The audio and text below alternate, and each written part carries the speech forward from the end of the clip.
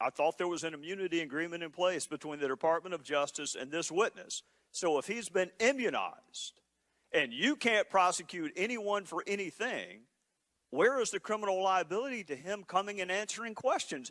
Which further assumes that every question you ask is going to expose him to criminal liability. There is no Fifth Amendment privilege against answering non-incriminating questions.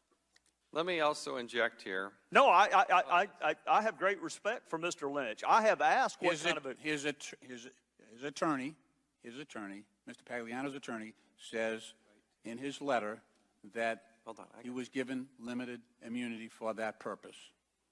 Well, that raises another interesting question that I hope the gentleman from Massachusetts will help me figure out, which is when you've reached an agreement with the government, oftentimes it includes cooperation with other entities within that same government. So I wonder whether the Department of Justice in their proffer or immunity agreement with Mr. Pagliano made it clear that he needed to cooperate with another branch of government. We can't prosecute anyone. Only the Department of Justice can, and they've made it, frankly, crystal clear they're not prosecuting anyone in this fact pattern. So where's the criminal liability? The gentleman has constitutional rights under the Fifth Amendment. Whether they are violated by the FBI or violated here in Congress, well, still violated. But as the gentleman from Massachusetts knows, the Fifth witness, Amendment... he cannot be required to be a witness against himself. Right, but the Fifth Amendment doesn't protect you from non-incriminating answers. Well, we've got a criminal referral here. Not on him. He can say his name. Sure it is. He can say where he worked. Sure Every answer it doesn't was issued incriminate The gentleman from Massachusetts will suspend. The gentleman from South Carolina. Could I engage with the chair in a colloquy? Yes. I thought witness Pagliano was granted immunity. That's what I've read. Well, Congress can't prosecute anyone, so the one entity who can has granted him immunity. I'm trying to figure out what his criminal liability is. If the gentleman would yield.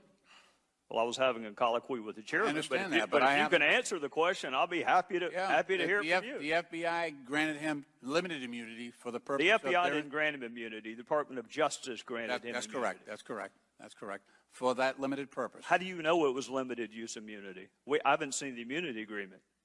Will the gentleman yield? Sure. But he can incriminate himself because we've issued a criminal referral here. He's got immunity. Because of he doesn't have immunity. He doesn't have immunity. You haven't seen the immunity I'll enter this agreement.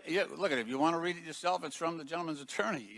He's got limited immunity. No, I'm going to need a more reliable source than a criminal defense attorney. I want to read the agreement itself. I want to read the agreement between the Department of Justice and this witness, and whether or not that agreement requires this witness to cooperate with other entities of government. That is commonplace.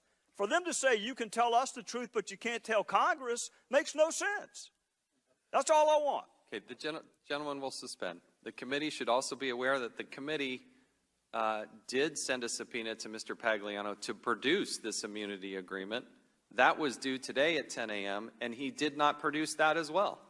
So he was under subpoena to not only have his presence here, but so that everybody on this panel can see this immunity agreement, which he supposedly has in his possession. Those documents were also subpoenaed by the committee, and he did not comply with that as well.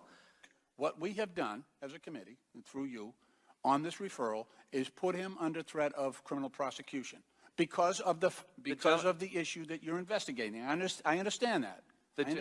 But it puts him in jeopardy coming before this committee while that criminal referral is in existence. And I'm just saying, he's an American citizen. I know the Constitution gets in the way of this committee sometimes. Did the chairman issue a criminal referral on Mr. Pagliano?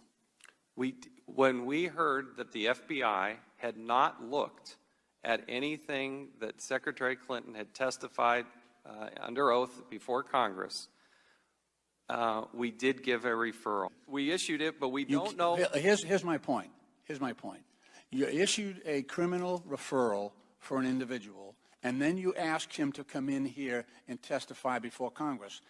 Let me clarify. That would require him to surrender his Fifth Amendment rights if you're referring him and putting him under threat of criminal prosecution and then asking him to come in here, that's not fair. And the immunity doesn't cover him because your referral for criminal prosecution came after the fact and beyond the limited purpose for which he was granted immunity, sir.